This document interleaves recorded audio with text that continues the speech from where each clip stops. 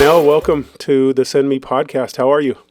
I'm well, thank you. Yeah. A little nervous? Yeah. A little nervous. Okay, perfect. We're going to try to get you past that. So I appreciate you coming. I know it's not a close drive, so I really appreciate you coming out here to talk to me. I always like to start out with, people's childhood and kind of get an idea of, what home life was like growing up. So where did you grow up? Two places, actually. I grew up in Hawaii and in the Bay Area. Okay. And where did you spend most of your childhood?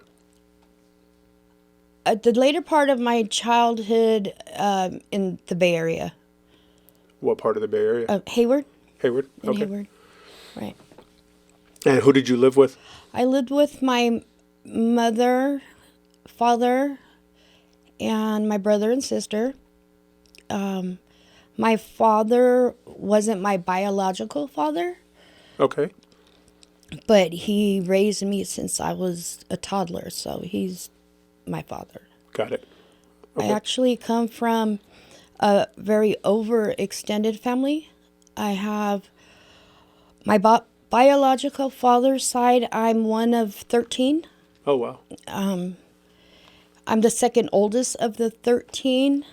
And then my mother had me and my brother and sister. And then I don't like calling him my stepdad, but my stepdad had 3 children from a previous marriage. Okay. And you were the second oldest, you said? The second oldest from my biological father. Got it. Okay. And what about your I guess, step siblings? I was the the 4th child in that age. Okay. Yeah. Okay. And what was it like growing up in Hayward area? Family life was good. Like, we came from a middle class family. There was no doubt that we were loved and cared for. If I could rewind a little bit, I know my father that raised me, I remember I was little. I was really little. And I remember him taking me outside and asking me if I wanted to take his last name. And I said no. Oh. That he wanted to adopt me. And at that time, adoption was like a bad thing amongst kids. Like, you were a bad kid. Oh, if okay. you were adopted. And I remember saying no, and in retrospect, I wish I had. Wow. Because he loved me that much. Yeah. But and he was my everything, and more so than his biological children, I could say. I was blessed with having him be a role model in my life. Wow. He taught me a lot of things. And now I noticed that you're using it as past tense. I'm assuming passed. He passed in 1992, New Year's Eve. Wow. Okay. Yeah. And I'm sure that was devastating. Or was Yeah. it something that was expected? It was expected. He was now looking back, I don't even think back then we would consider him an alcoholic, because that was the norm. The whole family would get together. All the uncles would drink, play music. It was a normal thing. Okay. But he definitely passed away from the results of being an alcoholic. Wow. Okay. Well, I'm sorry to hear that. So was that when you were a child still, or were you? No, I was 26 or 27 years old When he passed? Okay. when he passed. And that's when my life went sour. Really? Yeah. Okay. So that's kind of what we're here to talk about, right? I know that your life now is completely different than it was back then. So, like I said, I really appreciate you coming here to talk to me and talk to the people that are going to be watching this, so you can kind of explain your journey and explain to them that there is a possibility of, a better life, in their future. So do you want to talk to me a little bit about that? What do you mean it went sour?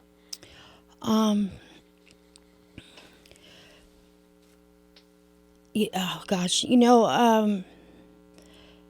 talking about all my siblings and step siblings, and what's beautiful about that is we don't refer to each other as half sister or step sister. We're just brother and sister. But for me, the biological dad had 10 children from one woman, and then there's the 3 of us other ones floating around. And then my mom had my brother and sister from my stepfather, and then, like I said, the other 3.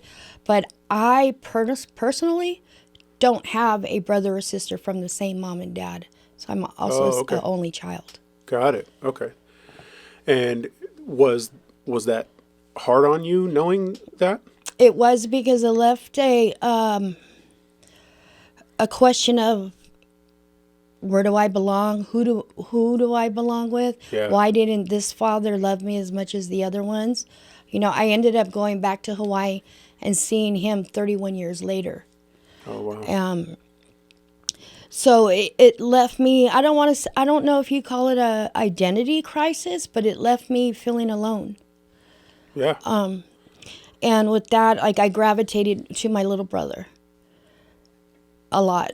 My parents both worked, my dad worked graveyard, my mom worked swing shift, so we were kind of left to our own devices as I was a teenager.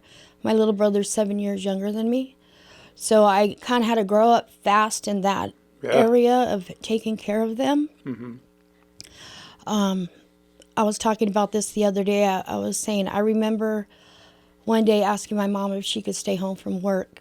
And her comment to me was, are you going to pay me the $80? Yeah. You know, Yeah. so that's how long ago rough, it was, yeah. right? He's making $80 a day. But so I was lonely. Yeah. And as a teenager, I think we try things that we're not supposed to, and I really didn't have anybody watching me, so I could do some things that I Yeah, wasn't nobody supposed really to do. to guide you and say that's not the right thing to do, right? No. I mean, you were the oldest of those 3, right? Yeah. Okay, so In the house. you were basically like the mother figure at that time. And how old were you at that time? 14, 15. Yeah, so 14, 15. I mean, at 14 and 15, I couldn't imagine feeling like I'm raising a kid at that age. You know what I mean? I'm remembering when I was 14 and 15, I was wondering what video game I was going to play, Right. I mean, so I can imagine that you had to grow up pretty fast. I did. And I had, and I started to gravitate towards kids in that similar situation. And then with parents not being home at night, then little did my parents know, that became like the little party house, Got it. as a teenager. And I ended up getting pregnant at 16. 16. Okay. Yeah. And I remember my dad, I called my mom at work and I told her. And I remember when my dad found out, it just shattered him. And he told me that I broke his heart. And then they kicked me out of the house. Wow. I was able to come back after a few months, but that relationship with my father was kind of strained until my son was born. And my mom was more on the side of, that's your kid, you raise him. And my dad ended up being the one like, I want to adopt him. They never did. We didn't go through that. But it's amazing how little people change people's perspectives, right? Oh, yeah. Absolutely. And I ended up naming my son after him as well. Oh, wow. And we got really close, right? So from, like, I had him when I was 17, and from 17 to 27, we forged a really, really tight bond, He used to tell me things like never depend on a man, and made sure at that time I could change my oil, change my car tire, do those sorts of things. And auto body work, right? We became really close. Yeah. So then when he got sick and he was in the hospital, and it was progressive, right? So he got sick and it just got worse because he wouldn't stop drinking, and it got worse and worse. But never did I think he was going to die. Yeah. And at this time, I'm living out in Manteca, and I'm using drugs. And he was in Menlo Park, and we would go and visit him. And sometimes I'd be using drugs and I didn't want to go visit him because I was too busy getting high. And that particular day, I didn't go visit him. I was supposed to. And then we got a phone call that he had passed. Yeah. And, sorry.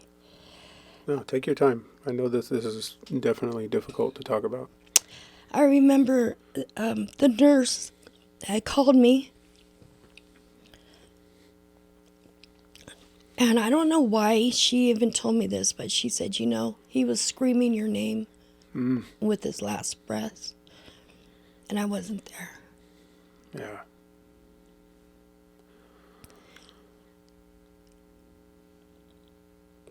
So Like, I would imagine that that's something that, I mean, I clearly see how it's affecting you now. That's something that doesn't go away, right? That's something that always kind of like you think about it. Every time that thought of your dad comes up, that's the thought that you remember, right? Unfortunately. yeah.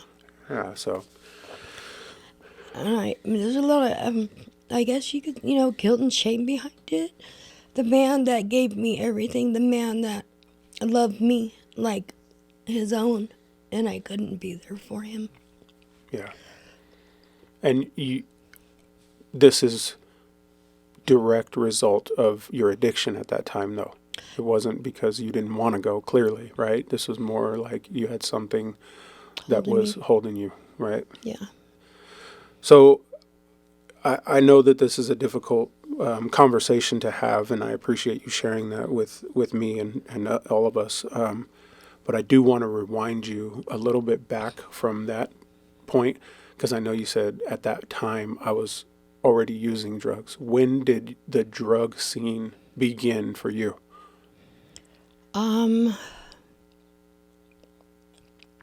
Early on, it began early on, but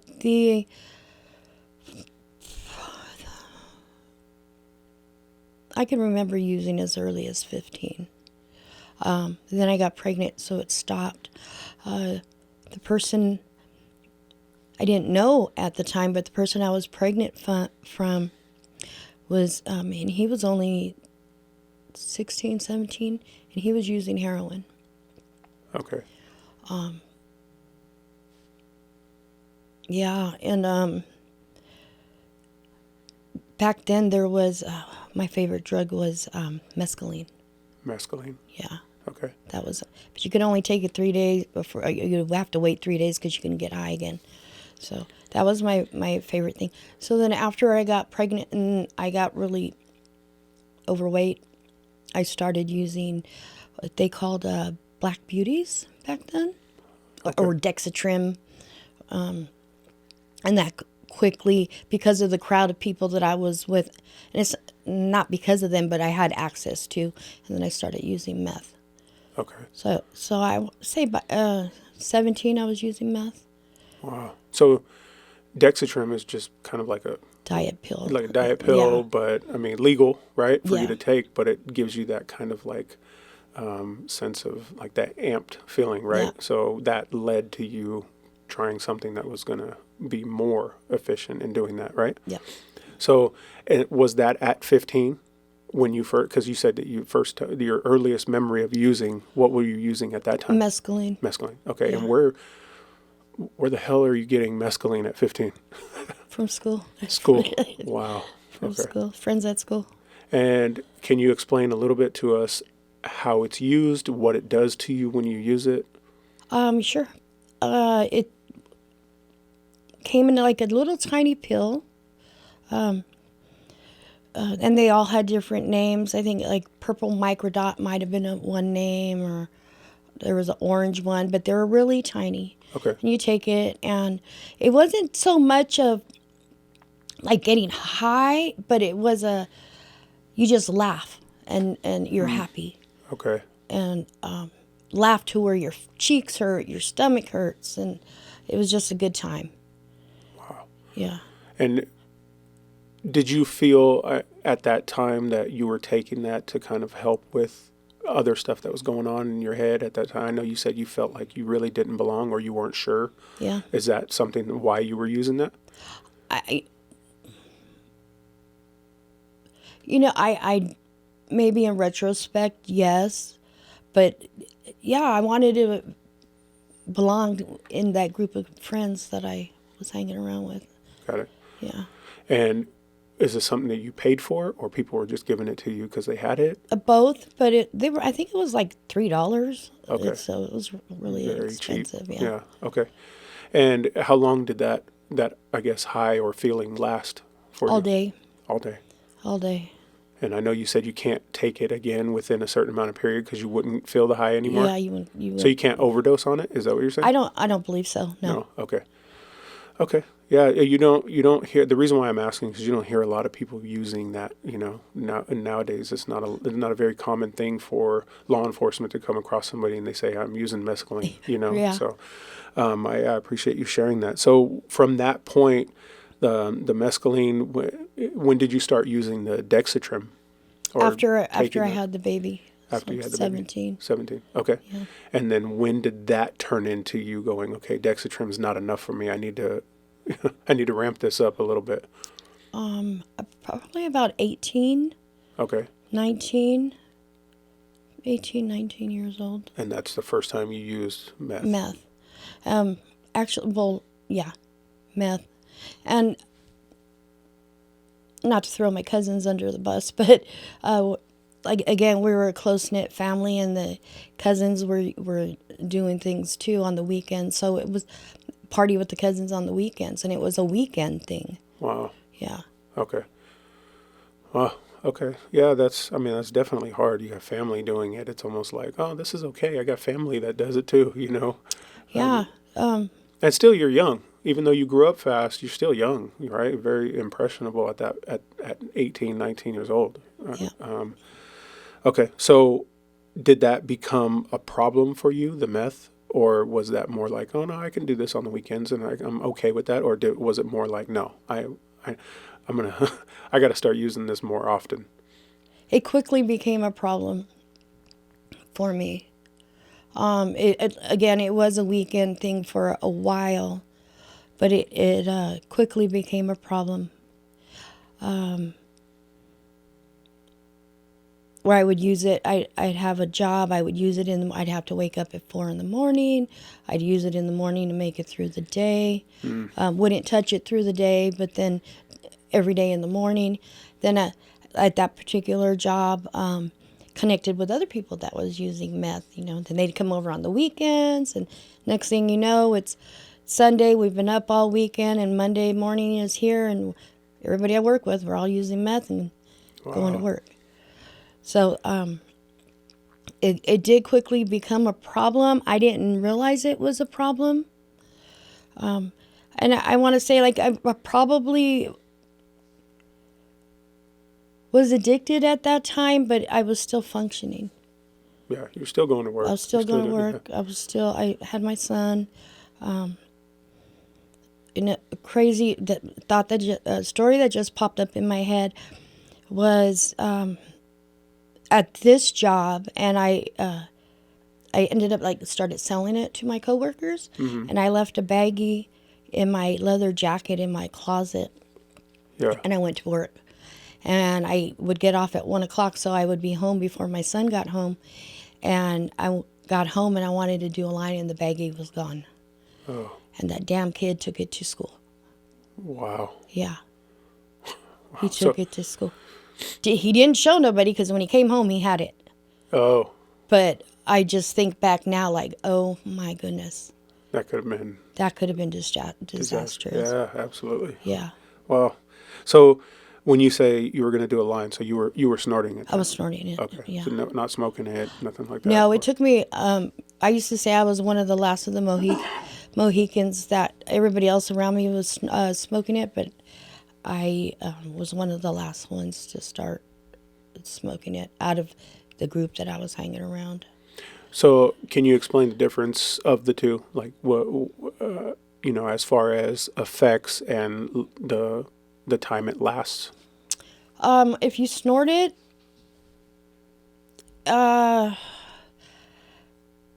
You wouldn't feel it instantly, but it would last longer. Okay. Smoking it, you would feel the effects in your head instantly. Yeah. But for example, if I had a gram and I was snorting, that gram would probably last me through the day. Okay. The high. The high. Okay. That same gram I would put it in a bowl and smoke it, and it'd be done with that hit. Wow. Yeah. So Okay. it's a big So difference. as you're smoking it, you feel it, but then it kind of just instantly goes away. Yeah. So that's kind of the reason why I bring that up, is 'cause that's kind of the reason why I see in law enforcement that, people smoke it all day long.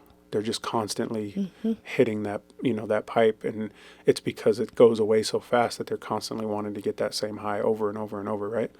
Yeah. Okay. That makes sense. Where do you mind telling us where you were working at the time? For a chick printing company. Okay. Yeah. All right. And so the people that you were working with were all kind of in the same boat at that time. That time. Yeah. Wow. So it made everything easier to get, right? I mean, it was kind of readily available. It wasn't like you had to go and scavenge for it. You didn't No, have to it look was for it. It there. was there. Okay. Yeah. So that's important to talk about, because nowadays when you're looking for it, it's not always readily available. You don't see, just from my point of view, and being in law enforcement, the people that I see that are using methamphetamine, they're homeless most of the time on the street, and they're dealing with this addiction, and they're recycling, and they're breaking into cars to steal change to buy this meth to smoke, right? Or to use, however they use it. For you didn't have to do all these things at that time because it was there, right? It was Correct. very easy to use. Yeah. Not right away, anyways. Yeah. So explain, did it just go sour from there? Like, is that the meth use got worse, I'm assuming?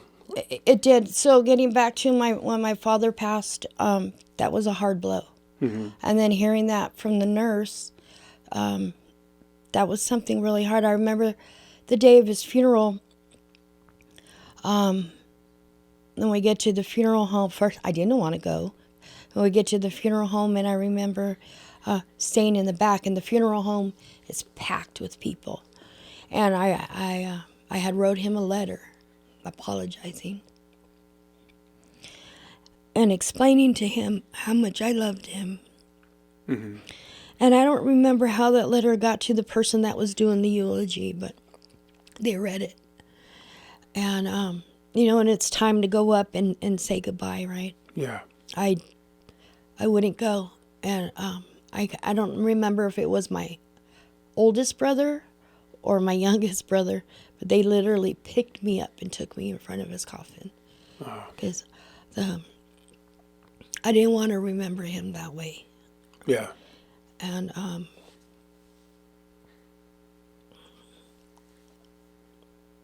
I did. That's how I remember him. But I also remember the good things. But that did something to me, because then at that point in my life, I had a second child, and she was just born. I think he got to see her once, my father. And when I was saying I had forged a better relationship with him, we got really close. He was the person that oh, Dad, I did this, or look at this, or I accomplished this. And I was doing everything to make him proud. Yeah. Just remembering that, what he told me, that I had broke his heart when I got pregnant. So I wanted him to be proud of me. So when he passed, I didn't have that desire to make anybody proud. I didn't care. Yeah. Anymore. I didn't care about anything. And I started using, and one time in my life there was a group there was a group of people that I never knew anybody that didn't go to jail or was using drugs. And at this point in my life, everybody I knew went to jail and was doing drugs. It turned so fast. I can't even pinpoint the time that it just flipped like that. But everybody I was surrounded with had been to jail. And I just didn't care. I didn't care. The people I was around were into crime. I lost that job, and fast money looked good. Yeah. And I had 2 children that I had to take care of. And So this is when your father passed. Your son is how old? 10, 11? gosh, my son was born in 82, so 9. 9. Okay. And how did this drug use affect your son? Oh yeah, yeah. How so? At a young, oh gosh, this kid at a young age, I remember he got picked up in Manteca. Him and this little group of friends that he was hanging around were going into the little businesses in downtown Manteca. One would distract the person in there, and the other one would go in the cash register and steal. So he started getting in trouble really young. Okay. And at one point, I couldn't control him, nor did I care to control him. I was in my own. You were dealing with your own demons at Yeah. the time. Yeah. And this is a little bit later, so he's getting in trouble at 9, 10, 11, and then at about 15, he got into some serious trouble, and I sent him to live down in the Bay Area with his father. I just didn't want to deal with it. Okay. I remember that 2 months into that, his dad called me and said, your son has been arrested for murder, and he was 15 years old. Wow. Wow. And is this because he got involved with The wrong, gangs and stuff like that? Okay. yeah, the wrong type of crowd, and I believe it is a direct result of what he's seen growing up. Yeah. So do you feel part blame for that, Oh, or for do you sure. just think that in general? For sure, For sure. without a doubt.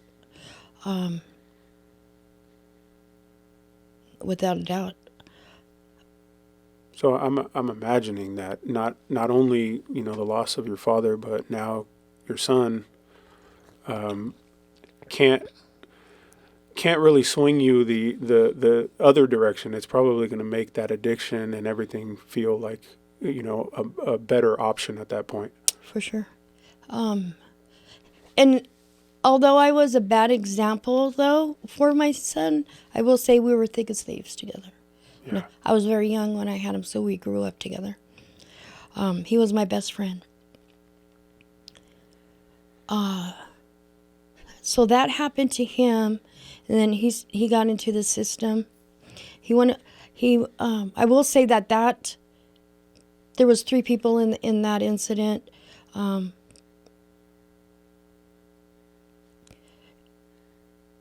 I can't. That's how long ago it's been. I can't remember, but I know he ended up after like the detectives, and he ended up not being the trigger person. So, but he did do some time in juvenile hall for obstructing justice, and because they threw the gun in the ocean or something crazy. But he did do some time behind that, and then he got out and he came back to me out in Stockton, and I'm still doing what I'm doing, right? And he gets in trouble again. And this time he gets picked up. We're going to court. His father actually had cleaned up. He had been clean for like 9 years. So we're going to court with this over him. And we offered to pay to send him to a camp or a boot camp. Yeah. Back then they had like different things. And the judge said no because his crime spree in out there was just getting progressively worse. Yeah. So he felt that. So he got sentenced to a couple of years in youth authority. And when he got there, he, what they call clicked up. Yeah. And he managed to graduate to CDC and got more time. So his little 2.5 year sentence turned into almost 19 years. Holy shit. So once he was already in the system and he wasn't coming home, then again, there was a major loss for me. And it's not an excuse, but I really didn't care. Yeah. I really didn't care. Even more than you already didn't care. Exactly. I didn't, I did have my daughter, but I had him since I was a child and now he's gone. Yeah. And Is your daughter living with you? my daughter's living with me. And I've had some good jobs. I worked at the courthouse. I was a county clerk. I worked at the general hospital, all the while using drugs. Wow. And I got fired. And at one point, I remember being desperate, and one of the people I hung around with said, I know how to make some money. And I was like, okay. Okay. And I'm a little bit older now. Like, I kind of flew under the radar with not getting in trouble. But Yeah. when I turned 38, it hit me. I started getting arrested. But my first crime that I did, and this is important, is because, so we put some 68 grams of heroin in balloons. Mm-hmm. And we filled it in a Gatorade bottle. And we drove up to Ione and threw it over the fence of the fire camp. Oh, wow. Yeah. And This is so people know what it is. What fire camp is, CDC. CDC's fire camp. Yeah. So these inmates are in there. They're in there. Working in the fire thing, and you guys are supplying them with the drugs that they're getting. Yes. Okay. And so we do that. Toss it over. And I thought we got away with it. And doing that, printing checks to give people to go cash or go right at the store, and I get arrested for the checks. Actually, I was trying to write a check at a store, and I got arrested. Me and the same person that threw the stuff over the fence. And while we're in there, so what I will say is, we were talking over the phone on CDC. That's not advisable. Yeah. Because everything's recorded. Everything's recorded, and they had no clue. Yeah, when you're in CDC, people know that there's no expectation of privacy, right? Right. You're now owned basically by, for lack of a better word, by now the state. So they're going to monitor everything that goes on for good reason. And they did. And they did. And I got arrested on one charge, and she, with the same person, she got out. She went to court or arraignment.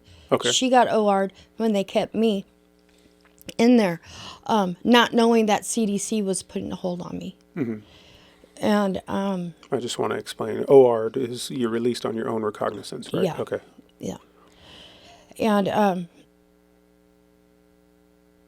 then it's a different county. So I'm in San Joaquin County, whatever county is out there, Amador County. Okay. They came and picked me up. And I went to court, and then I got released from Amador County. This is still for the checks? No, not for the checks. I'm still, the checks, what happened with the checks? So what are you getting arrested for at this point? Throwing the drugs over? Yeah. Okay. For Amador County, sorry. So for Amador County, it was throwing the drugs over. So I get out there. It was basically like a book and release. How did they link that to you? So the good question. Whoops, sorry. Good question. So remember, I said I got arrested with this person. Yes.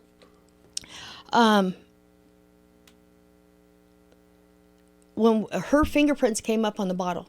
Got it. Okay, makes sense. So when we're both in one San Joaquin County, they approached her, and then she told on me. Okay, So they held me, and then that's why she got released when we went to court. got it. So she cooperated She to cooperated with it. put you in jail. Right. So there was 1, 2, 3, 4 of us involved in that because my charge was conspiracy to transport heroin into a state prison. There was 4 of us involved, and then 3 of us got sentenced on that. Which is a pretty serious felony. It was. Okay. And part of my punishment for that is forever banned from California Department of Corrections facilities. And your son's in there. And my son's in there. Okay. Yeah. It's needless to say, I never seen him for 19 years. So he did the whole 19 years. He actually got out at he got out, did something, and went right back, like within a couple of weeks. Yeah. Well, it seems like that happens often. Right?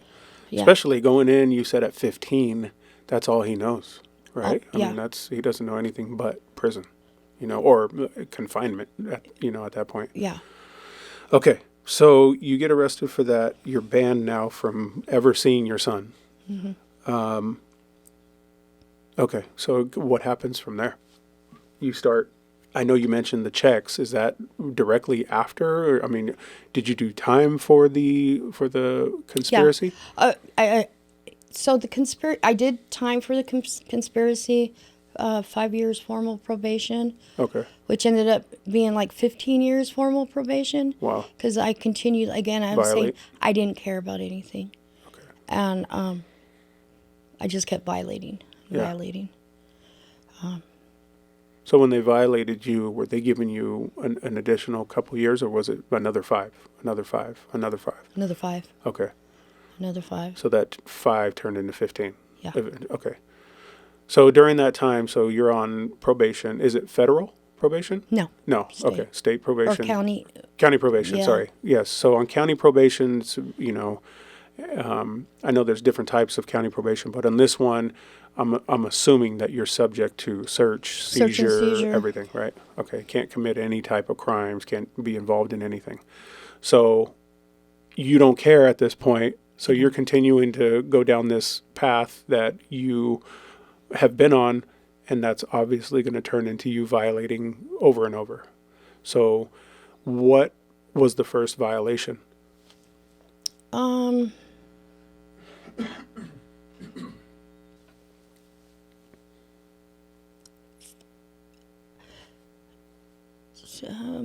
I want to say extortion was my next charge. Fraud, extortion. So Oh, you know what? I did want to ask this. I'm sorry to cut you off, but you got 5 years probation, but you also said you did time. I did. Okay, so you did county time. I did county time. No prison time. No. Okay, so where did you do your county time at? Amador County. Amador County. And how much time did you do there? It seems like forever, but a few months. I want to say it was a few months there. Okay. And then I think that preceded my check thing because San Joaquin County came and picked me up, and then I ended up going down and doing time in San Joaquin County for that charge. So right after? Yeah. Okay. So you didn't really get out. You just continued that time. Yeah. Okay. What, if you can talk a little bit about what your experience was, is that your first time in jail? Yeah. What was that like? If you can remember the first day walking in, what was that like?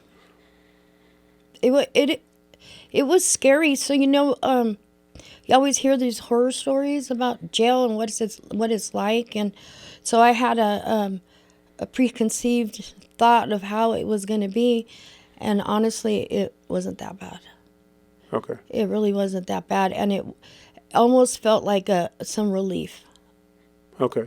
Right, because I was ripping and running on the streets and always having to watch my back or always having to make some money, and it became a relief.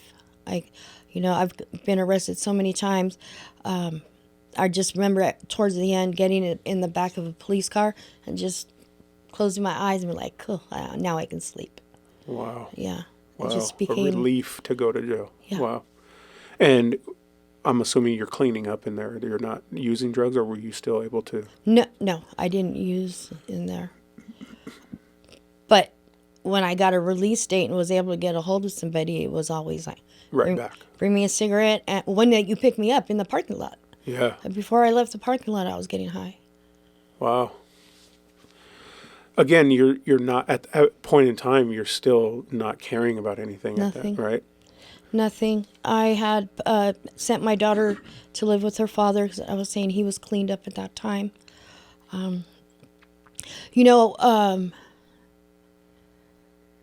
CDC, we call them the CDC goons. They actually came and got me one time at my house in Stockton.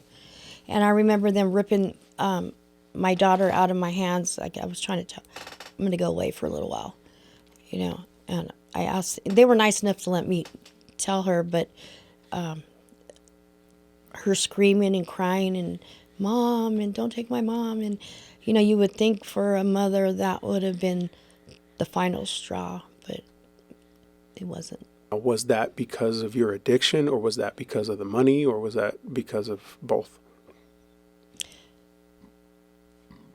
I think I had an addiction to fraud first, the fast money. Fast money. The fast money. And instead of giving my daughter the attention and like the nurturing mother, I was able to give her money. Like, here, go shopping. Here, you want the, and more or less kind of like buy her love. Yeah. And Which is definitely not the same. No. Yeah. No. And there's another life that I had part in destroying. It was to this day.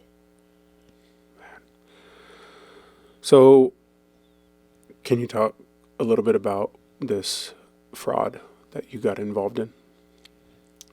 Yeah. So it started out with, now this is a long time ago, where you could buy what they call magnetic ink for your printer. Okay. So you could print your own checks from home.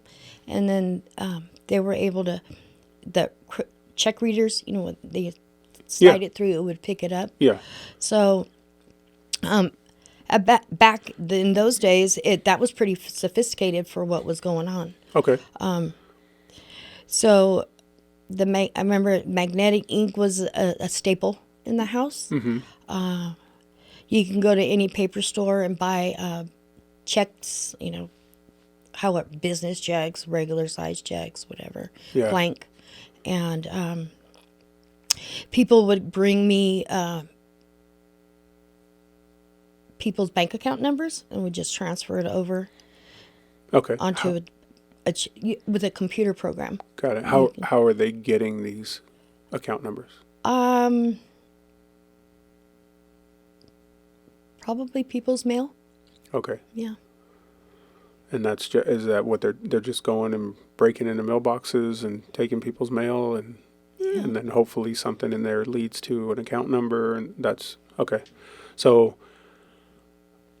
I would imagine that that's not easy to come by, right? I mean, unless you're really putting in work and going to a lot of mailboxes to find an account number.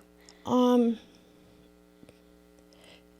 believe it's easier to come by than you think back then. Okay. You know, I know since those days, you've got locked mailboxes now, and that's probably the reason why. Yeah. But back then, it's amazing what people put in the mail. Yeah, a locked mailbox back then was very uncommon. Yeah. Yeah. Okay. So you're getting these account numbers, and what's the process from there? It's so simple. I can't remember the name of the check printing program that we were using. But you just type in the routing number, the bank account number. Uh-huh. It lines everything up for you. You put the name on, and these people that were willing to go and cash the checks would use their own ID. So you'd put their real information on there, and with someone else's bank account number, and it wouldn't. The name doesn't pop up with the bank account when they run it, or it didn't then, anyways. Yeah. So just enter this information and then you print them out and send them on their way. So are these people eventually getting, hit up or looked for at that point because they're using their real identification? I mean, the company or business or person has to eventually see that their money is missing, right? So they're going to make a police report. Is that something that comes up later? Um,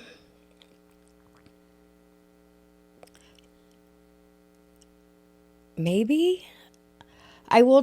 What I there was so many bank account numbers that these were used that we were able to maybe one time use Okay. and let it go, Got it. and then move on to the next one time use, let it go. Okay. And what was the largest amount that you ever wrote a check for? So there's the thing. There's different levels to security at the store. So you would know, like, after, let's just say, $500, X store would call for verification. Okay. So you would keep it under that much. Okay. And who was doing that? Who was doing that information check on, okay, this store is going to allow this store does allow this? So when you're in this field of crime, there's so many people doing it. Everybody shares information with each other. Okay. Yeah. So it's like a criminal network Yeah. at that point. Kind of, yeah. Everybody, or you go to jail and, like, what are you in jail for? Oh man, I wrote a check, I got caught. Oh girl, don't you know? Don't do that at that store. This is how you do, Got it. And so going to jail was a wealth of knowledge in there. Yeah, I bet. Yeah. I mean, you only have time to learn, Yeah. Yeah. Okay. So you're doing this, and how much money roughly are you saying that you were able to get from doing these checks?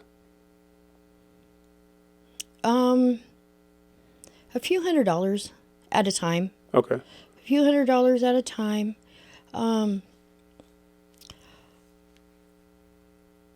Yeah, about a few $100s at a time, and then people would pay me to, like, pay. They're like, my PG&E is going to get shut off. Can you pay it? And you would use that person's bank account number to pay their PG&E, and Wow. and then they pay you. You get cash that way. So there was money to be made in that, and most people were looking for a discount in something, right? Yeah. So how much is your your PG&E bill?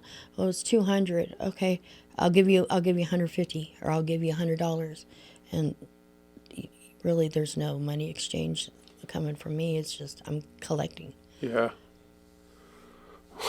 Okay. So all in all, the time that you did that, how long were you making checks? It started getting harder and harder for the checks. So maybe about a year to that wasn't my favorite thing to do. So Is it because of technology it got harder? They were updating securities Yeah. and stuff. Okay. yeah. And I know there was people that would get business information and put the bank account on there. They would take it to a bank. Sometimes more often than not, they were able to cash that check. I couldn't do that. That was a little scary for me to go into a bank and try to cash a check. Yeah. And at one time, I actually did go into a bank and try to. This kid wrote me a check on his mom's checking account. Yeah. And I took it to the bank to cash it, and it was like probably for like $75. And the bank actually locked the bank doors and put me in a room and called the police on me. Yeah. So that wasn't my thing, because that's just more face to face. I like the behind the scenes.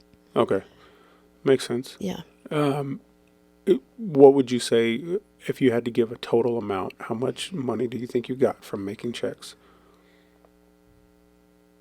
That's a hard one. On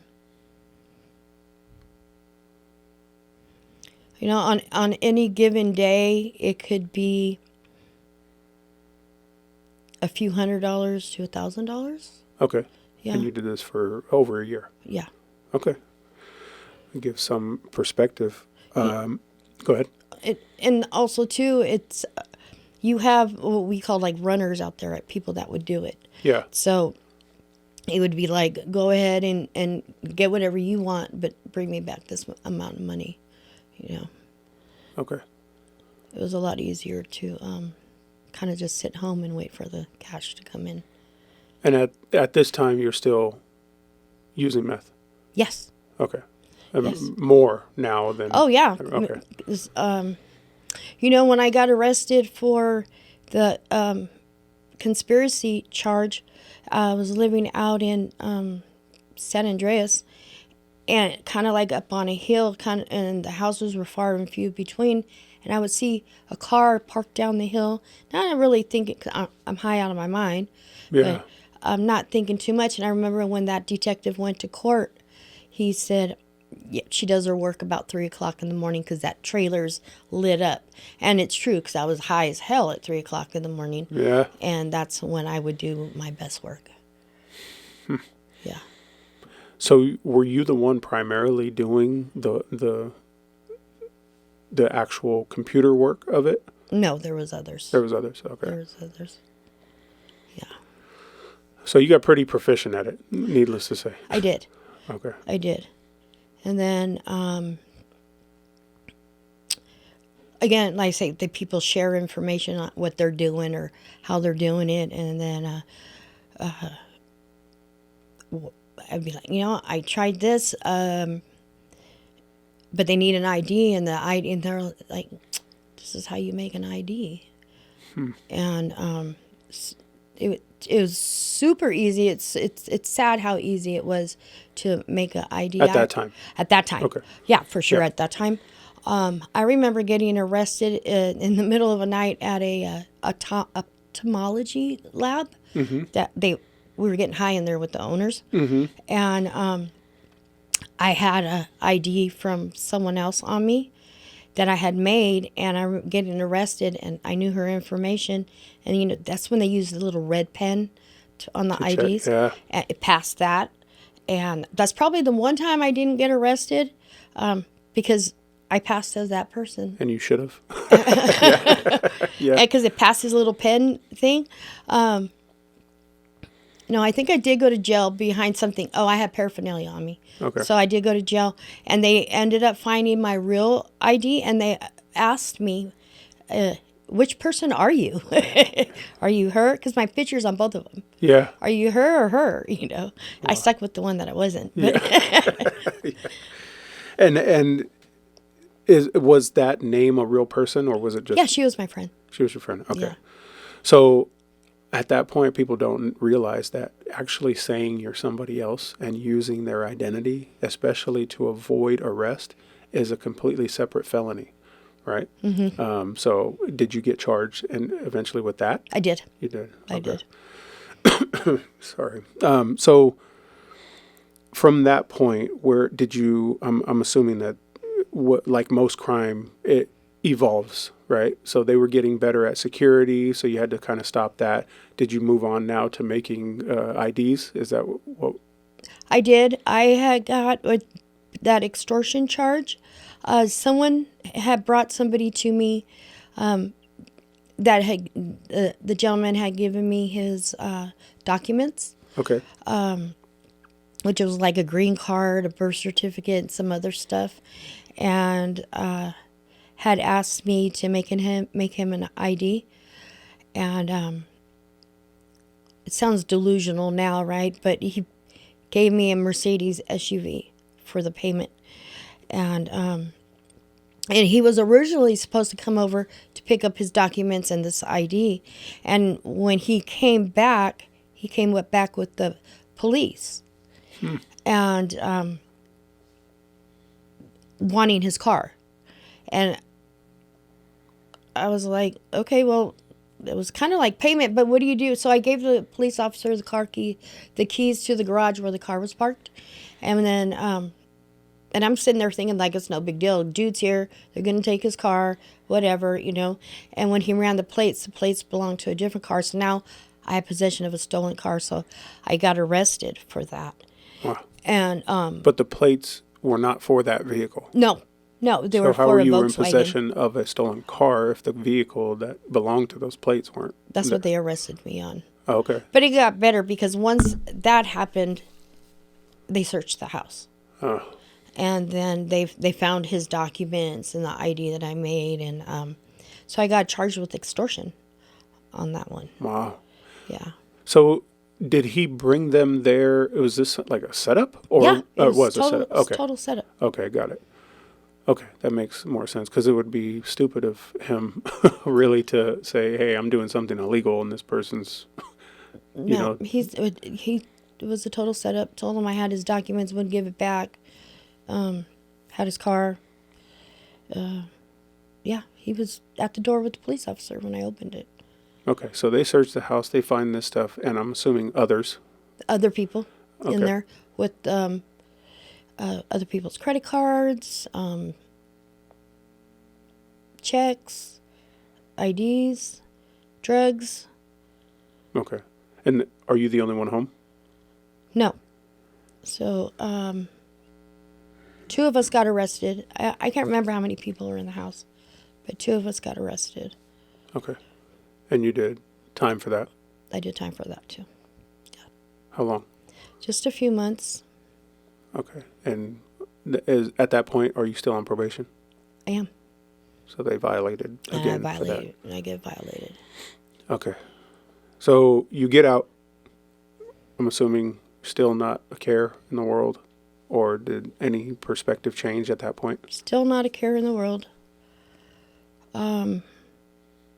Like I said, jail was getting easier, a relief. Didn't have anywhere to live. And then I came on to my new thing. And that was when the housing had a crash, or the more a lot of empty homes. Okay, And I didn't have anywhere to live, and people were beginning to squat. okay, And so we started doing that, squatting in houses. And then if people called the police, then you have to get out, right? And so I took it one step further, and I made up a fake rental lease. So when the police would come, I was like, well, no, here's my rental lease. Here's my receipt. And they would tell me, well, whoever did this with you robbed you. It's not their house. so you're now a victim. So now I'm a victim Got it. rather than a squatter. And I did that for a few years. Was able to stay in these homes with just with that information. So you went to these homes. Are you putting furniture in these Putting homes? furniture in Okay. it. So you decorating technically this house. live there. Yeah. It's like Yeah, your new use residence. the address. Okay. And I did that for a few years, and it's crazy the amount of people that were doing that. And it worked. Yeah. It worked. I'm living in a home, and I'm having to do AWP, Alternative Work Project, right down the street from where I had to go, and everything's great, or so I thought. That for people like me back then, getting away with something is better than getting high. Okay. Is it because of that rush that you Yeah. get from it? Yeah. Wow. The feeling of getting away with something beat the high until it doesn't, right? So I'm doing this. I'm starting to get known in that community of how good of work I do or my knowledge, and I get kidnapped. By these three girls. Told me that they would harm my daughter. And my daughter's in this lifestyle too. So she's all over the place. And Do you know these girls prior? I did. Yeah. Okay. I did. So they kidnapped me. And I not like a gun to my head type of thing, but like, well, fuck your daughter up. Right? Yeah. You're coming with us. Yeah, you're Yeah. coming with us, and this is how, because and was kind of sick it was sick in a sense, but they would fuck my daughter up. Yeah. So You knew that they weren't, when they were weren't making playing. the threat, it was real. Yeah. Okay. So, and that lasted, I stayed in this little freaking garage, helping them, teaching them how to do IDs, teaching them how to use a credit card reader and writer, teaching them everything I knew. At that point, what is going through your head, though? Because you think, as soon as I divulge all of this information, They're not they're going to going to need kill me. me. They're not going to need me. Funny enough, you say that. So I get a flash drive, and everything I did on that her computer, I saved to that flash drive. That was going to be my revenge. Yeah.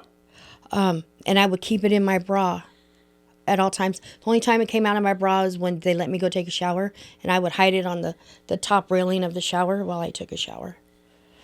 Wow. Now I was fed. I was. They gave me all the drugs I wanted. It wasn't. So it wasn't like I was getting beat or anything like that, but it was the threat of my daughter that kept me there. But did you also have that thought in the back of your mind, when I'm done with this, I did. they're probably going to kill me? I did. So, I'm well known in this community. I've got some really good friends that started like, where'd she go? Yeah. And this one guy, I don't want to say his name, but he showed up at that house asking her, have you seen her? And she said, yeah, she's right here in the garage. And so he came in, and she was standing right there, and he gave me a look, and I was like, Help. yeah. And he was like, I'll be back for you. And it took about 3 days, and he came back, and he got me, and he hid me for probably about 4 or 5 months. And she kept calling him. I know you got her, and he was like, I do, and she's safe. And just, get over it, you know. Yeah. But yeah, so he got me out of there. So, can you explain a little bit how that happened? How did he get you out? He had called her and told her to meet him somewhere. So when she went to go meet him, he came to the house, and he came in, and he was like, just take and all I grabbed was that flash drive, and I left. And nobody else was there watching you? No, nobody Okay. was there. Okay. No, I mean, with that, it's kind of like a double-edged sword, right? You're getting saved. You feel, okay, I've got somebody here to help me. But did that worry you that now, well, you're not here. I told you I was going to hurt your daughter. Was that a thought? It was. And nothing happened? No, nothing happened to my daughter. That's good. Okay. Yeah, nothing happened to her. I think that was probably I took my daughter to Hawaii for a while. Okay. Yeah, we went to Hawaii for a while to let that blow over. But nothing happened. I mean, and let me just say, my daughter's pretty tough too. Yeah. Yeah. So. Okay. But and then came right back into that lifestyle. Got another house. Doing good with a With different this fake group. rental lease Fake, thing? Okay. yeah, fake rental lease. Now my houses are starting to turn into trap houses, Yeah. and that's where people come get high, shoot dice, or Yeah. and it's a Asian crowd that I'm around now, and my daughter has this boyfriend. She's living with me. She has this boyfriend. One day I come home and she's all bloody. Nobody's in the house. She's screaming. So I call the cops. And yeah, I didn't know what else to do. Yeah. And the cops come. He's up on the roof. They don't catch him. He comes down after they left. He asked me why. Well, what do you? I'm her mom. Like, what could I do? Yeah. And I thought everything was okay. We had a different agenda, so it seemed like everything was okay. I take off to Reno because I like to gamble. I take off to Reno with my Asian friends, and I get a phone call up there that these certain people that know him came into my house, took it over. They're like, don't come home because they're going to kill you for calling the cops on this dude. I come back into town right away, and I had a pit bull named China, and they kept my dog so I wouldn't call the cops. So now I'm out my dog for like 2 months. Yeah. What they did give me was my granddaughter, my daughter's daughter. They gave me her. So now me and my granddaughter are homeless living in a car.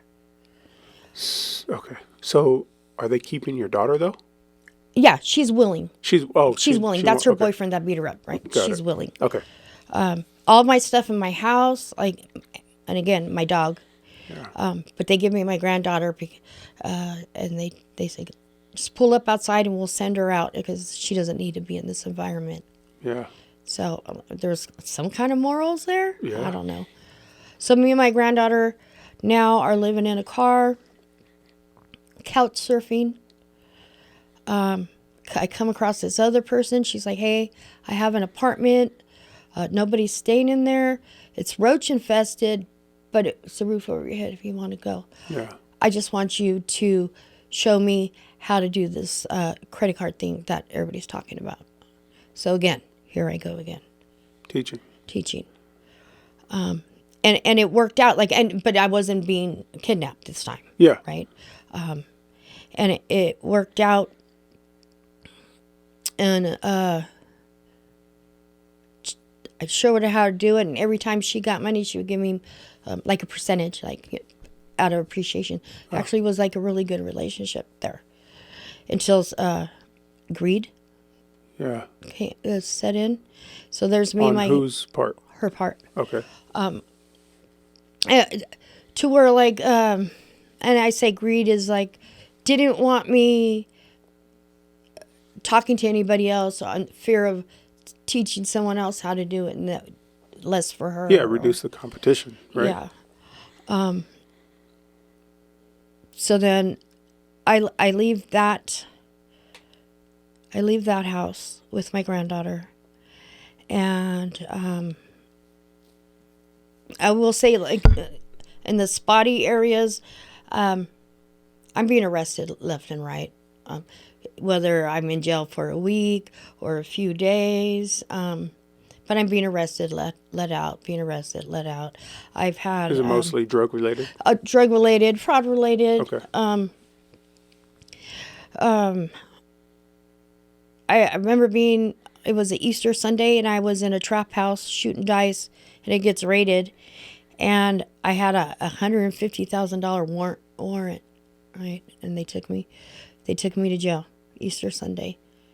The drugs made everything more important. I was supposed to be on my way to pick up my granddaughter, but it was just like, let me just hit that one more time. Let me hit that one more time. Yeah. Let me hit that one more time. And that one more time kept me in that garage long enough to get raided. And then I believe I was gone for like 4 or 5 months at that time. Is it still a relief to go to jail at that point? Yes, but I'm getting tired. Yeah. I'm getting... And you're also worried about your granddaughter. I have a granddaughter. Yes. And she has seen some things, like with her mom. So she was with me a lot. And thank God that there's another grandparent out there that doesn't live in this lifestyle. So she's been blessed. Mm-hmm. But I'm getting tired, but I'm not tired enough. Yeah. I've lost good jobs. I have nowhere to live. People are stealing my cars, kidnapping me. And either I like succumb to what they want, or it's harder for me, right? So it's easier for me to teach people how to do things. Yeah. There's this one company that the scheme at that time was they would go in, they would buy prepaid, not buy because they needed it blank, prepaid, like a green dot card. I don't even know if green dot's around anymore. Is it like just a prepaid like Visa card or something like that? Yeah, like Okay. you could buy it, put money on it, and give it to somebody or Got use it. it yourself. So they go in and they steal these cards because they need them blank. And I'm not sure exactly how it started, but someone figured out this business's algorithm of cards, how to the accounts, how they're numbered. So you would think a card would go, the last four would be like, say, 5609, and then 5610, and Yeah. It doesn't work like that. Okay. This business's algorithm was 5609, and then 27 numbers later, there's the next account. But there was a pattern. There was a pattern. Okay. Yeah, it was like 27, 9, 8, 9, 17, 27. And And somebody figured that out. somebody figured that out.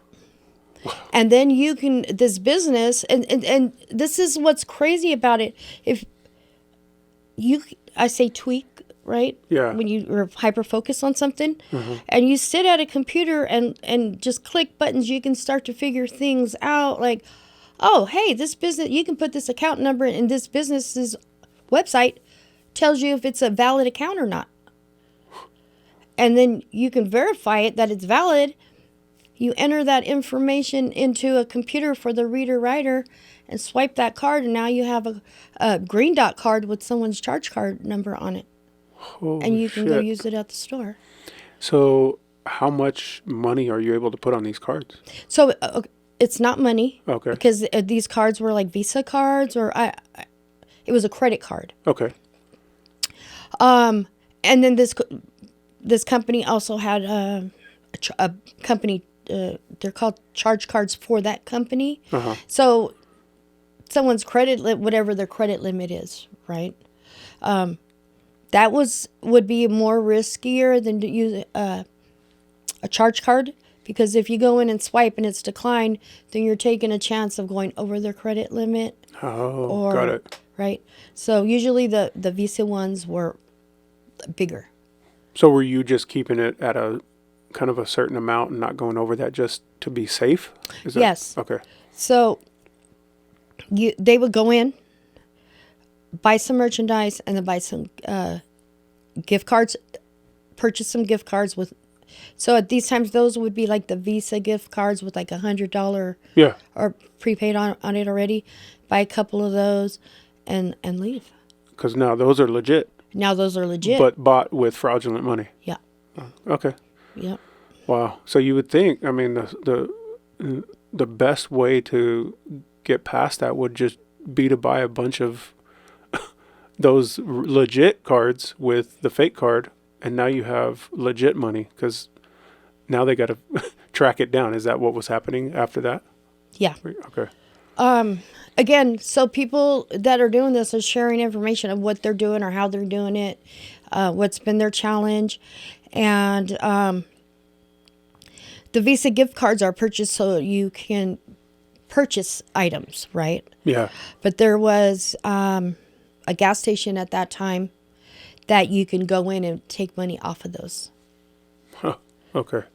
So you're getting cash back now. from getting these cards. cash back off Okay. of the those Visa gift cards. So that turned into a huge thing. Had to, because Yeah. now you're having cash in your pocket. You don't have to worry about. Yeah.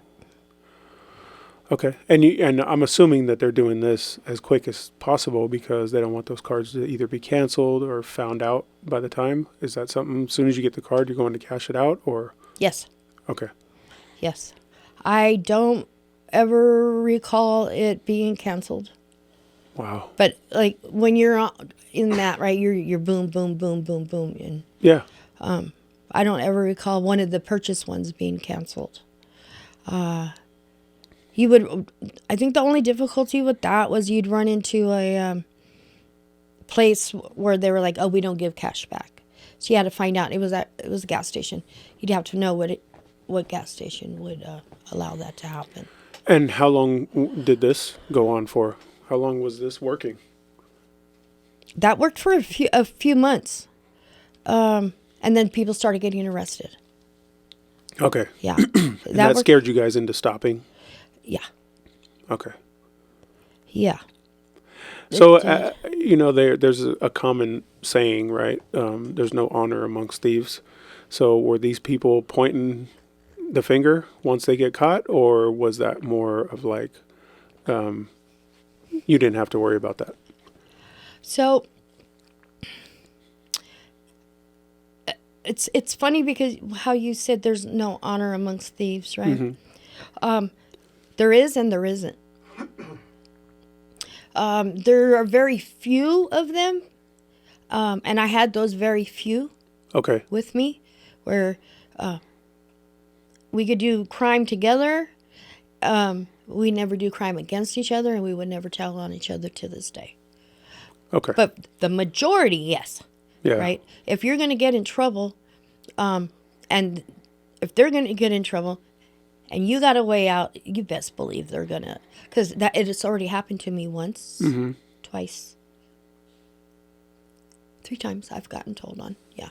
Okay. Yeah. So there is no. So it is like the other saying, right? You got to keep your friends close, enemies closer, right? And so you got to know what they're doing and who you can trust and who you can't. So you got to keep that circle small as possible, right? So how many people were in your circle that you said, no, there's no way, you got to cut their tongue out to tell on me? 2. The Two. one that took me from that kidnap situation, Okay. and this other lady, she has since passed away, but 2. Okay. Yeah. Okay. So that went on for a few months, and how much money do you think was obtained from that? If you had to give a rough total, not an exact amount.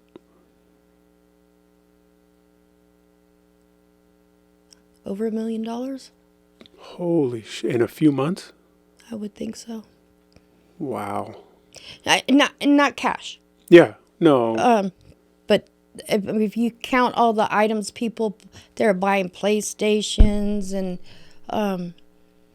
whatever. How much money are you seeing from that million or so dollars? Excuse me.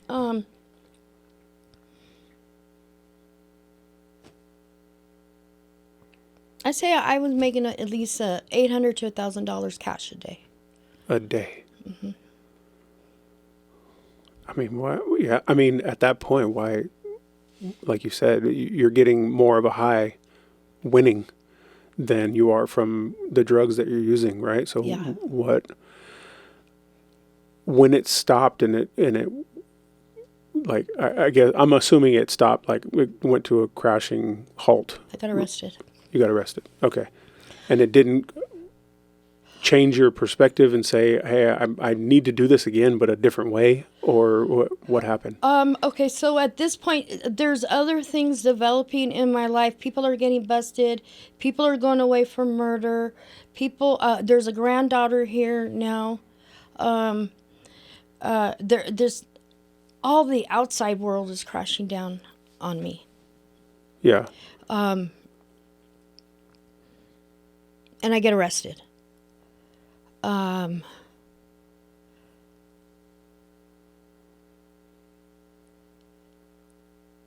I'm 49 years old at this point. Wow. I'm 49 years old. Nothing to show. Tired. Granddaughter's 4 or 5. I put my brother through some stuff. Your younger brother. My younger brother, I was totally homeless, nowhere to go. Okay. He was a manager of some apartments, and he had a house in Livermore. Apartments are in the Bay Area. Nobody's living there. And he says, sis, come and live. Bring the baby and come and live here. Yeah. Right? All you have to do is babysit my baby. He had just had a baby while we're at work. Yeah. Not a problem. And I did that, but I was still using. Still using. I let someone order, I think it was boots or something, to the apartment. Okay. And the police department showed up pounded on my brother's apartment door Okay. where he works, where I'm living. He took off to go get lunch.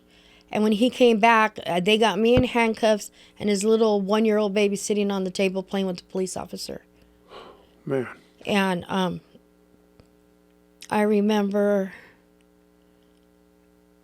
I think that the pain and hurt in his eyes and having his baby, she don't know what's going on, but Yeah.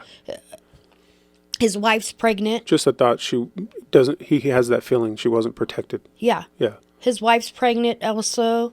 And they come in. They're questioning me. The items weren't there at the house. And I kid you not, when they were leaving, and I was like, aren't you going to take me with you? And they're like, oh no, you're going to stay here and face them. So I did not want to stay and face my brother and his wife. And I was like, please take me. And they didn't. But my brother told me I had to go. So I go to the, find someone in here, Tracy. Okay. And I'm in the projects in someone else's apartment. Okay. And this is where it got bad. So I have no money, no car, no food. I don't have my granddaughter at this point. She's safe somewhere else.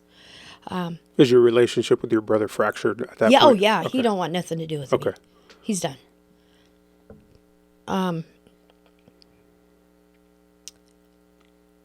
I'm walking around the projects of Tracy, picking up cans, looking for cigarettes, but my life went from, I don't want to say living high on the hog, but 800 to 1,000 a day. That's, right? Yeah. To here I am now, walking around, looking for recyclables, just to get a few dollars to go to the gas station and get a pack of cigarettes, smoking butts that I don't know who was smoking before me.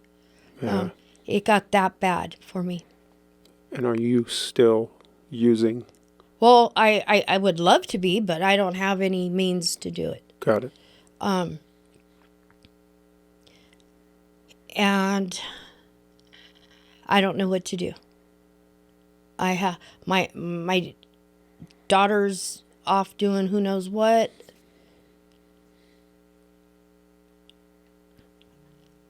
I got arrested.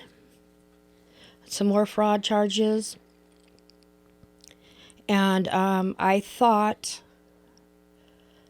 this is a perfect time to go into a program.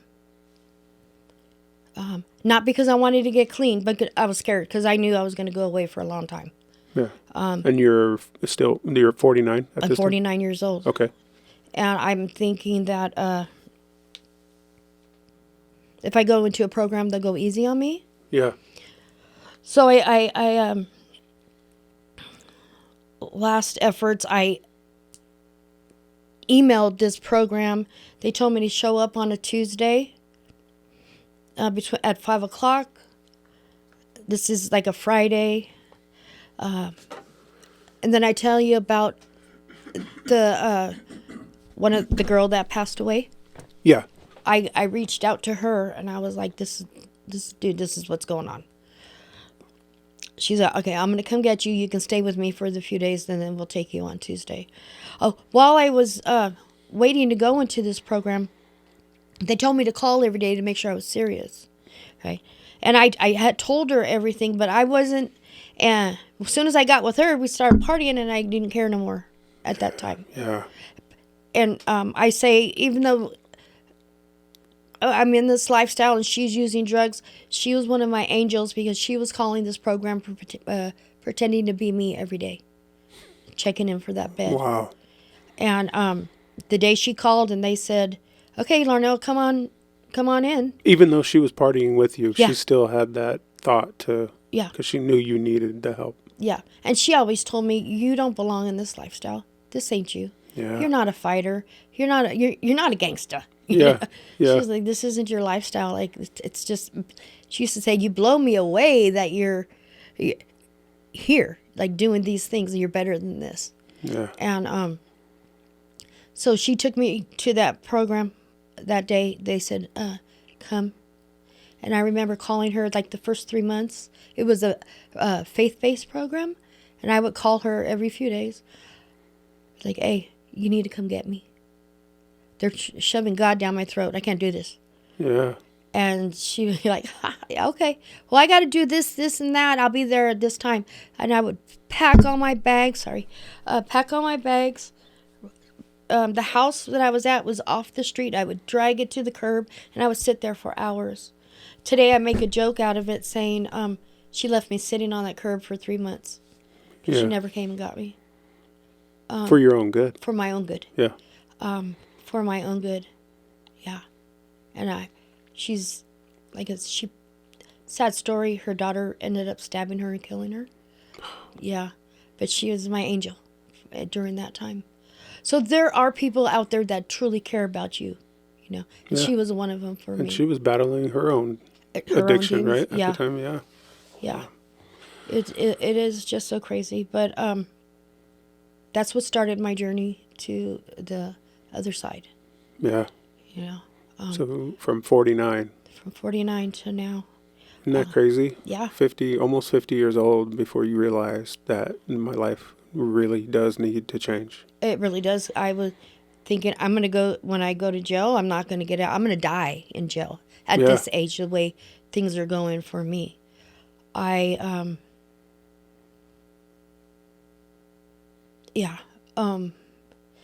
It's been a hell of a journey, you know, and certain people, like my brother, I went into the recovery. He wouldn't talk. He didn't care. He didn't care. It wasn't enough for him. And what I will say is his wife was with me every step of the way. She would come visit me. She would make sure I had this. She would talk to him like, hey, she's doing good. He was like, she needs to get a year at least. You know, my brother battled with his own addictions, but he's been far removed from that for so long. Yeah. It's just a trust issue at that point. He doesn't want to kind of open up his arms to you at that point because he doesn't want to be hurt again. Exactly. I mean, right? It's for his own mental health at that point. Yeah. So he wanted to see you get some time behind you with this addiction. And then, so how long did it take for him to kind of come around? So it's not funny, but it took him a long time. What I will say is my oldest brother, Gilbert, and his mom, and remember I was saying our families were close-knit. So his mother, I also called mom too. Okay. Right? They seen me somewhere or heard about it. They came to the program where I was at, and they paid for they gave me money for cigarettes. They gave me BART passes because I had just started getting a job. Yeah. So it wasn't until my older brother started supporting me that my younger brother started getting on board. Got it. Yeah. Okay. Yeah. So And are your younger didn't do brother it and your alone. older brother close? Yes. Okay. Extremely close. Okay. So he kind of seen like, okay, if he's going to give this chance, I'm going to get on board with it. Yeah. And then my older brother didn't give me much choice because he told me, he said, sis, we've lost a brother to addiction. Uh-huh. And I've been through this with both our sister and her brother. And he said, I'm not going to go through it with you back and forth. This is your one-time shot. Yeah. And that's always stuck with me. Like, there's so much disappointment in loss and tragedy in our family over drugs and alcohol that I wasn't going to be the one to disappoint my older brother. I wasn't going to be the one to disappoint another man in my life that cared enough for me to step up like my dad would have. Wow, that's important. So I always ask people that have battled with addiction, what was that turning point that stuck with you? Because it takes some sort of thought process or memory or something that sticks with you that you can always kind of refer back to that keeps you on the right path. And was that your moment? That was my moment. My older brother telling me he's not going to go walk that path with me. He'll help me this one time. And I just coming out of feeling alone right? My little brother, who I love dearly, who has lived with me, and we've been through some stuff together. You had were like nothing- another mother to Yeah. him, yeah? Yeah. and he didn't want nothing to do with me. That was another man lost in my life, Yeah. right? And it was my one chance I felt to redeem myself to my family Yeah. and make my brother proud, the oldest brother, proud of me. Yeah. And I have. Good. And it took a while. It took a while, and I wasn't allowed at my little brother's house, for good reason, right? I Yeah. screwed it all up. But today, like, I'm 10 years into my recovery. He trusts me with his house, kids. He even gives me his credit cards to go to the store for him. Yeah. That's big. Yeah. Right? But this is earned, though. This isn't something that he just decided. This is you showing and proving to him, like, I'm not that person anymore, right? Yeah. Over and over and over and over. So at this point, he doesn't see you as even the person that he saw back then. I don't believe so. Getting back when I said fraud was my addiction, my first 5 or 6 years into recovery, I wouldn't own a computer or a laptop. Yeah.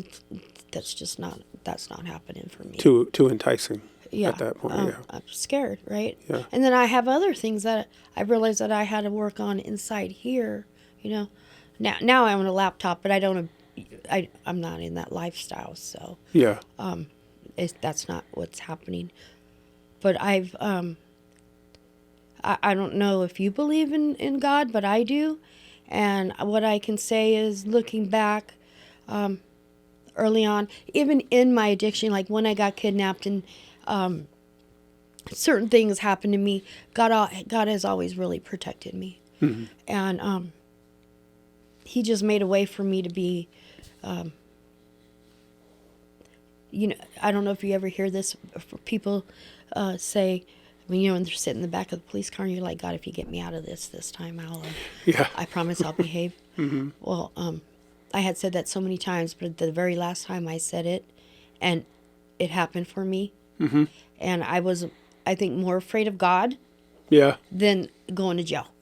I was like, okay, he really moved some mountains here. I better straighten they up. say everybody believes in God when they're in the middle of a tragedy, right? Yeah. But in your case, this was, kind of the final thing, right, for you? Yeah. So where did you feel like he finally said, "This, I'm here to help you, and we're going to fix this problem"? My last arrest, and it was my last arrest, and I knew I was in some serious trouble. What year was this?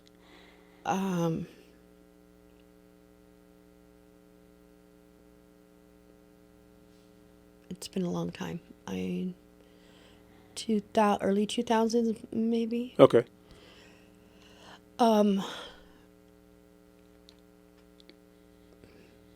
2005, maybe. But it was my last arrest, and I knew I was going to go away for a long time. And again, I've been in trap houses. I've been with a bunch of people. We all get handcuffed, and I would be the only one going to jail. So I should have went to jail for a long time, and amazingly, the charges got dropped. And that was the turning point for me. Yeah. I back in the day, I would say, "Oh, you're lucky you got released," or for me, it wasn't luck. It was undoubtedly somebody doing something that wasn't supposed to happen for me. And since then, I've been on that path of straight and narrow. How much time do you think you would have received had you been convicted for that? You think it would have been prison time? 32 years. Wow. Yeah. Wow. And at 49 years old. That's a life sentence. Yeah. I mean, it's a life sentence anyway, but you're pretty much gonna die in prison at that point. Okay. So that's what got you, okay, that's it. This is where everything stops. And did you just completely turn a new leaf at that point? I mean, obviously it's a struggle, right? The recovery is always, a long road, but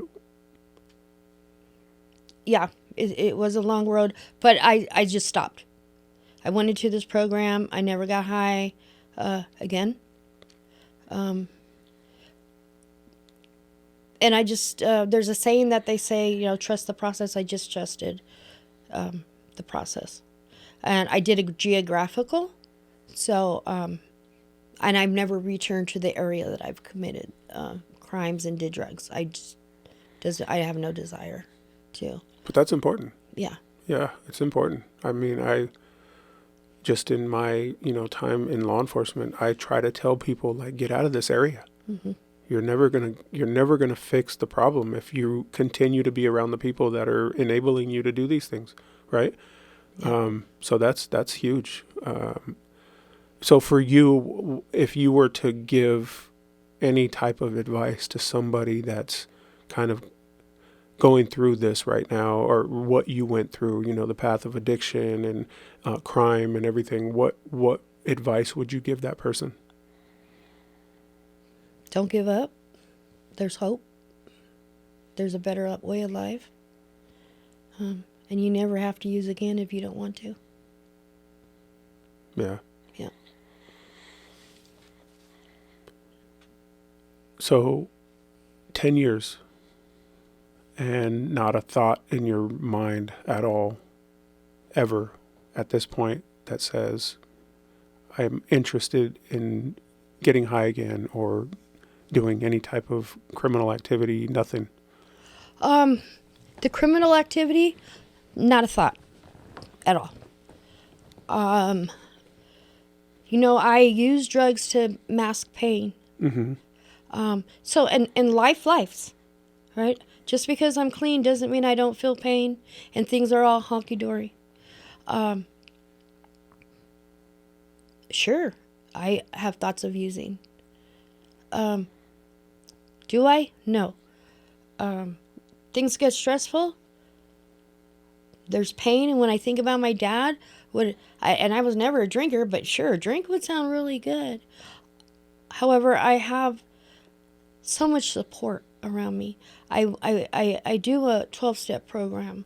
I invest in me today, in my recovery. So I know how to work those things. And then those thoughts are fleeting thoughts. Yeah.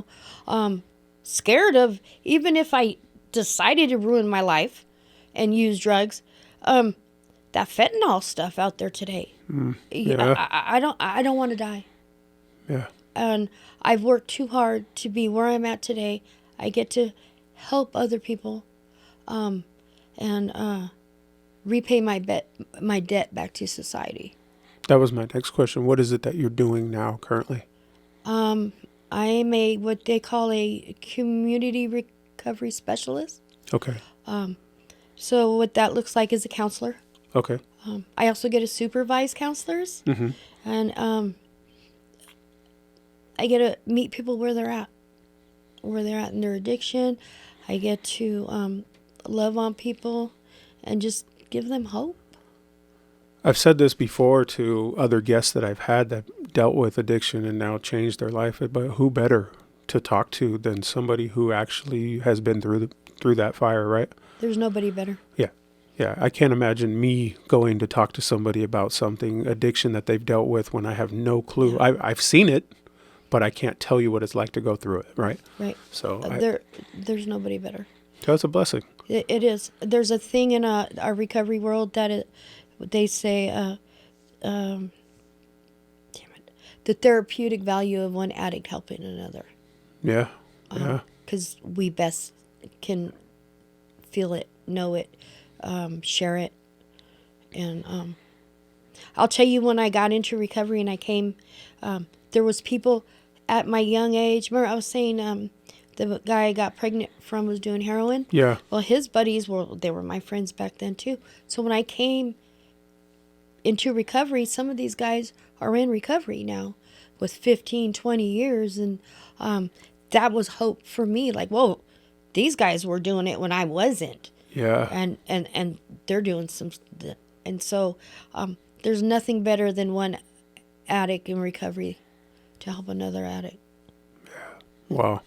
Yeah, it's some powerful stuff. It is very, very. And, you know, I really, really do appreciate you coming here and sharing your story. I know you probably share your story a lot with people that have been through the same struggle as you, and that are still going through that struggle. But my hope today is for this information in this interview to get to those people that are afraid to go and seek that help that they need, right? Right. Somebody see it and go, man, I did everything that she's saying. That's me. Yeah. I've had comments on prior videos that they're like, that person sounds like me talking. Yeah. And if that person's still doing what what they know that they're not supposed to be doing or what's not right for their life, that video hopefully pushes them to say, oh, I could be her. I could fix this problem. There is hope, right? There is everything the drugs or alcohol has taken from you, recovery will give you back plus more. You know? That part. And you get to decide what's important for you, right? For me, it was my family. Mm-hmm. And I got my family back. When I was talking about my daughter, she's still out there, but I get to be that living example for my granddaughter. Mm-hmm. You know, she's going to be 16, and I get to be that for her. If I was out there doing stuff, this little girl would be who knows? Probably a victim to who knows? everything that we've been through. Well, that is a blessing that you get to be in her life and help, be, I guess, a parent, at this point. With your daughter, the one that's still kind of in the mix, do you find yourself trying to talk to her about stuff, or is it difficult to do that?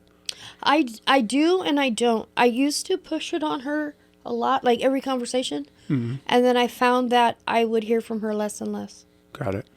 So I'll shoot her a text, I love you. Sometimes I don't get a response. Sometimes I do. Mm-hmm. Shoot her a text, when you're ready, you know where to come. Does she blame you? I'm sure she does. Has she never said that or expressed that to you? Not to me, No? but I'm Okay. sure she does. Yeah. And that's okay. Yeah. And I what I realize is all the wealth and knowledge that I've gained in recovery is not something I'll be able to share with her unless she seeks it from me. But I know another recovering addict will be the one to help her. Yeah. So it's like we all need each other. Yeah. We all need each other. Wow. Well, again, thank you You're for welcome. coming here and talking to me. And I really appreciate the time that you spent with us. And I'm hoping that this gets to the right people and this helps them kind of lean towards that change. Anybody dealing with the addiction or any other issues in their life right now. Yeah, me too. There's hope. Yeah, there is. Thank you. I You're appreciate welcome. it.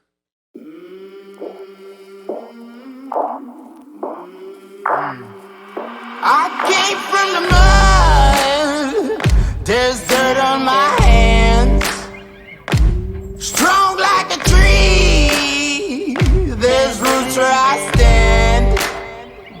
Oh, I've been running from the law. Hope they won't shoot me down soon.